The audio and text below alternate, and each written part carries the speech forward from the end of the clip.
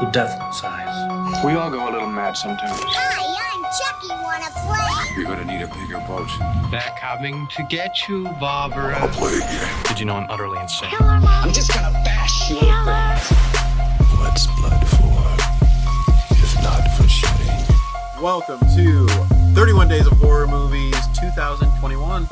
I'm Sam Johnston, your host, and with me, as always so far, Adam. Me. And welcome back, Leslie. Yes! After taking a short sabbatical. Very short sabbatical, you're back. And right now we are on October 4th. Yes. Film number 4, The Exorcist, 1973. Wow. Directed by William Friedkin, written by William Peter Blatty. When a 12-year-old girl is possessed by a mysterious entity, her mother seeks the help of 2 priests to save her. It's a long, slow burn. It is. But I think it's effective. It's very effective. Oh, yeah. It was wild to me that it started in a place that I was not expecting, which was at a temple excavation in Iraq. They're just excavating. They're just packing away. Which is, damn, like... massive tunnels that they're making. They're like running through this like huge excavation. And they finally find some sort of like relics. Some artifacts of some sort. That scene, his hand, it was drawn out of him, his hand reaching into that hole, that dark hole. And it kind of made me think of like, oh shit, like man is disturbing something that he should not be. The whole disturbing. excavation just is that, of them just digging.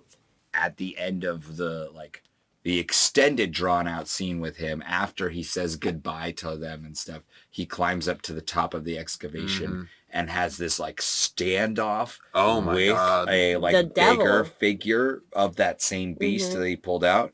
And then there's like dogs fighting, and then that's overlaid. And it felt like the sea should rise up and lightning should crack down and two wizards start like shooting. It was magic. The beginning of a duel. It was the beginning of a fight that was going. That's what we were leading towards. Yeah, because he represented, I guess, the purity of what religion should be. Right. And then he's like head on with what is representing as the devil. Okay, so then we go to Chris. And it's New York? Sorry, yes, New York. Okay, so in New York, Chris is an actress. And actually the first shot that we see of her, I wrote down a note of she actually looks kind of childish. She's laying down belly first in her bed, reading her lines, and kind of taking notes. Yeah, and has like it looked like she was doing her homework. Teenager. Yeah, she was at the beginning of this movie. It felt like she was not really a mother. She felt more like a friend to her daughter. She's a successful actress. Clearly, she's on this big budget movie that has a lot of extras. Like they make it very clear that this is a big budget. She's a big actress. She has some say in the set too. She's like, this doesn't make sense in the script. She's like, why does it call the writer? He's in London. He's in Paris. Something like that. And then within that scene, we see the boxing priest walking by. Yeah. Yes, that is the first time we see Damien. Father Damien, who is kind of becomes... call him Rocky. He's like a pretty badass priest. He is. He's like a dope ass... Like, he was a boxer, and he still obviously boxes it out when he gets frustrated. He takes care of his mother, who's really old and really sickly. He drinks, he smokes. He's at bars. Yeah. He's at bars. He's chilling. He's questioning religion. He is. He's questioning his faith. Yeah, I wrote that down. He's really on the cusp of like giving up the collar.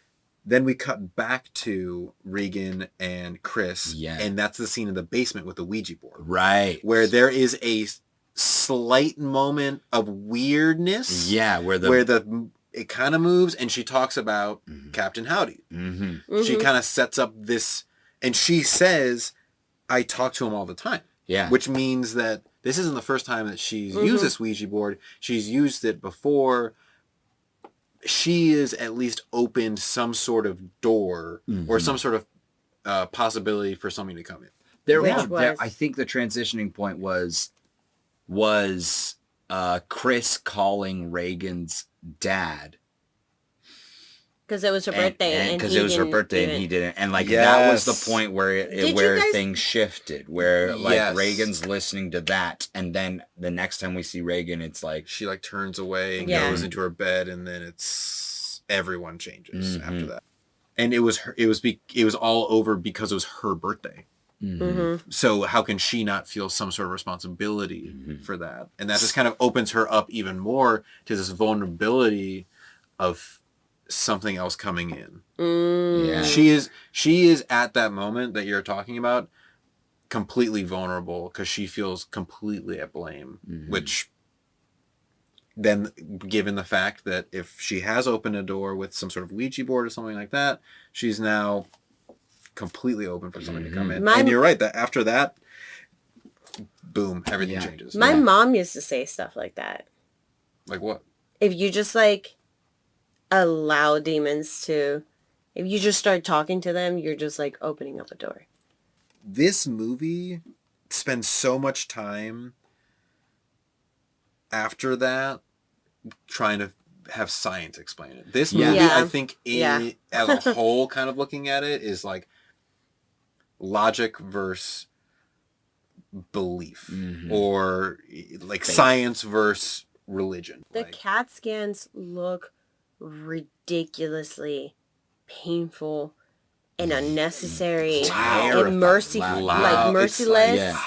Like Or- the fucking needle When it- that was. Yeah, the needle. When the thing is like flying above her head, like and And she's she's like like, strapped to the bed, like and like if I was afraid of going to the doctor, if I was afraid of hospitals, if I was afraid of any kind of medical stuff like that, I would be horrified by those scenes, almost more than I'd be horrified by the supernatural scenes that we see later. They're all trying to find as many explanations as they can, and eventually they come to, hey, have you thought of an exorcist? they suggested that for the was- first time. Suggest it. They do. I was very, very surprised. I didn't remember that about either. that. It was this kind of interesting admittance of failure. The medical experiments that are going on with Regan and what's happening with her at home. And it's kind of what we're talking about is this science and religion kind of clashing at these moments. We see her getting these tests that are super like loud and scary and whatever. And then she goes home and she does the frickin', she walks into the party and pees. And peas. yeah. Oh my god. And she just does that like, which is like a very simple but strange thing. What did she say? You're gonna die. You're gonna there. die up there. Up there. What is that? The creepiness just kind of like builds up after that. Like then we see her with this like crazy image of her spider walking backwards down. Oh, that that's was what. as the movie yeah. goes on, Chris just ages. Yeah, Just she like does. She has to. she just like she's Her exhausted. eyes are and bloodshot. yeah. She looks. She hasn't slept. She definitely her mental and physical appearance just looks drained. She is fucking like exhausted. She starts looking like a teenager and then ends looking like 40. Yeah, Heck. she's like her Older. journey through this movie is going from pretty much kind of being a friendship relationship with Regan to actually like realize like, holy shit, this is something I need to protect really closely. Yeah, like yeah. something can come into my home without me even realizing it, come in through my daughter, come in through a force that neither myself nor my daughter can even control, and I need to be vigilant as a parent. And there at a certain point she looks almost as bad as Regan. Like her makeup is like pale and like her eyes are She's got bloodshot. a black eye on this side from she- when Regan pushes her against the She wall. looks almost as bad as her daughter. Yeah. Like, at a certain, like they're almost at the same level at a certain point of broken down mentally. I never was distracted or bored. I was always invested in the next thing, and I wanted to find out. And I was like, okay, good. I'm glad that I just learned that information because I need that. And then by the time the first exorcism comes, I'm like, all of this movie has prepared me for this moment. They go in, and I think the last thing that the old priest says before they go in, I think is, the point is for us to despair. And that's him warning Damien of what he's going to try to do is get into your head. So the father is up there doing the exorcism, and Damien is like struggling sitting down there, and then the mother, Chris comes out and she's like, "Is it done yet?" And he's like, "No." And she's like, "This is will my daughter live?" And he's like, "Yes." And he like decides. He decides. He just like that. Yeah, he just like immediately stands up and just go. And that's when he goes in there and finds the Father Marin dead, and fucking Regan giggling in the corner. The demon. And then he grabs her and punches her. He's a boxer. He's a boxer. He's a boxer. I know he's a boxer, but the demon ain't gonna come out like and also that. this last exorcism I wrote down is fought in rounds. The first round is them together. Yeah. It's him and the old and Father Marin together fighting it out.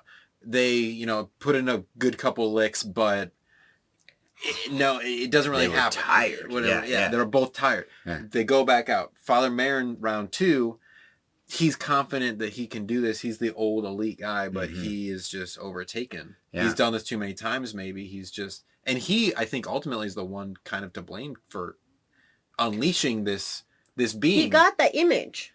He got that image. He got that image. He saw that image, and we start the movie with him. We start the movie with him disturbing this burial, whatever it is. He unleashes something. We see him face off with that statue. That statue returns in this last scene. It's clearly that same thing. And he is the one that is responsible for that. And he, I think, ultimately pays for it. In the 70s, religion was making a push too. There was a push against religion, but there's also a push for religion because there was a push against religion. So I think that this idea that priests can be more than just the collar. And that's kind of the idea of Damien. He's way more than the collar. He doesn't succeed because of the collar. He doesn't succeed because he's a priest. He succeeds because he's a boxer. In the very end, he comes through because he's a fighter. He literally ends up fucking punching her in the face and saying, "Take me!" Yeah. And then fights the demon off within himself long enough to throw himself out the window and kill himself. Well, with it. But with it. And it takes he says, "Take me," knowing, I think, what he's got to do. He knows what meaning it's a self-sacrifice. Yeah. And I think that yes, is for sure a boxer mentality of I have to win the fight no matter what. But I think in that last moment of him saying, take me, and then self-sacrificing, that is, like we talked about before, a very Christ-like act. And it's a very him returning to original religion. I think that act is just saying he accepts God again. Wow. I think that him doing that is him returning to religion. Wow, what a fucking intense movie. Wow. And the final thing that happens is Father Dyer pretty much is coming around saying goodbye to Regan and Chris. Then the detective comes in. And he tries to get in the house. Yeah. He's like, "Oh, they're gone. They're gone." They're like, "Oh, well, how's the girl?" "No, she's fine." "Great." Well, that's important. That's important. It's like, and then he kind of does this well, that's the wrap up of this information. Yeah. And he shakes his hand and he's done. And I kind of thought of that as because that's the last moment of this movie is literally this detective and this priest shaking hands and then going to lunch together. And to me, it was kind of this reconciliation of religion and science, or what man can control more, and faith, and kind of coming together and realizing both things were necessary to vanquish this evil. Mm-hmm. It took a person like Damien, who was kind of on the cusp of both, to vanquish this evil. And this Father Dyer, who was completely religious, and this detective who was completely on the side of reality and law and science, or whatever we're calling it, came together and had lunch. I have to ask you first, though. Yes. 5 smashed pumpkins. How do you rate The Exorcist 1973? Honestly, when I saw this the very first time, I was small. No. I was very afraid. This time around, I was only afraid of the needles being poked at her. And then I was like, just thinking of it as a actor's perspective of like, damn, this little girl had to deal with a lot. Acting wise. But I think the overall acting, the writing of it, it just everything, the atmosphere, the cinematography, I'm gonna give it a 4.5. 4.5 from Leslie. Big high rating. Took a little time to say that, but literally everything was well balanced for me, and I think the overall natural acting fucking sold me. I was in it from the beginning to the end, and I thought it was... I gotta agree with you on that. Thank you. All right, Adam. Lay it down. 5 smashed pumpkins. Whoa! No 5. way! I rate it among my favorite horror movies I've ever seen. It is... Disturbing? It's amazingly well acted. It's so disturbing. It's so, like incredibly paced. And maybe it's because it's the first time I've ever seen it. And I'm just, like, wowed by it. But, like, even with all its cultural, like, even how it's inundated the culture so much, and I knew almost all the things that happened in it, I was still so invested in every character. I was so, like distraught by seeing Reagan like this, and seeing the mother like this, and it's just, I just wanted the action of the movie to happen, this exorcism to happen. And when it did happen, I was satisfied by what was happening, and then it, like, compounded with that, it was also satisfying the story of Father, not Merrick, but Damon. Yeah. And it just, like, it was an incredible movie. This was such a good movie, and I would watch it tomorrow. No. I would. Well, we have another movie. We have another one. We have a different movie to watch. But like, I would if it came on the TV. I don't have cable. If it came on the TV, I would watch that thing, because it's... Wow. How often is it on cable? What a good movie. It was so well shot. It was so well paced. It was awesome. The imagery was amazing. It was effective. It was gross. It was scary. Yeah. It was everything that you're really looking for in a horror film, and in a film in general. I am going to give it a 4.8. I knew you were I am going to give it a 4.8. I knew you were going to say that. And my main thing is the character of Father Maron. Or Maron. Father Maron. Maron. I don't think he was even necessary. Yeah. I think that character could have been combined with Damien.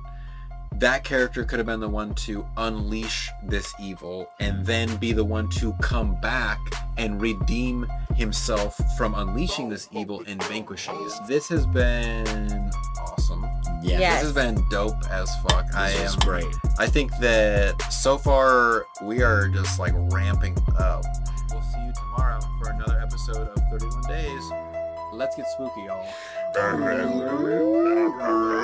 mother sucks dicks in